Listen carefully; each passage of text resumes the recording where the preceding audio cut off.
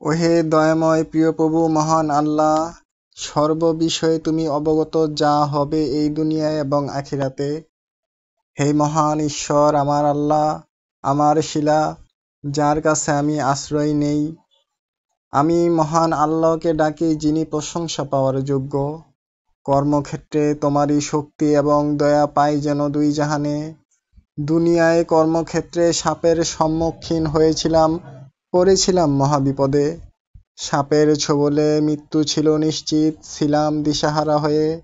সর্বোত্তম জান্নাতে বসে দেখেছিলে মোরে, তাকালে তুমি দয়ার নজরে আমার উপরে, তাই তো ছোবল না দিয়ে পালিয়ে যায় সাপ।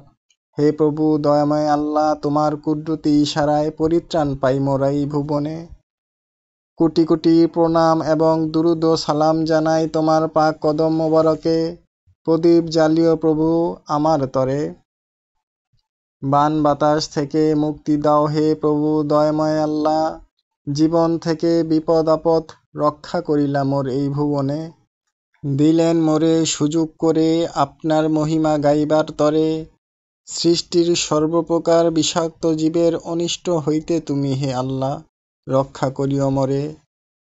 তুমি পরম করুণাময় সর্বোত্তম কৌশলী হে প্রিয় প্রভু, তুমি মহান রক্ষাকারী করুণাময় আল্লাহ এই ভুবনে।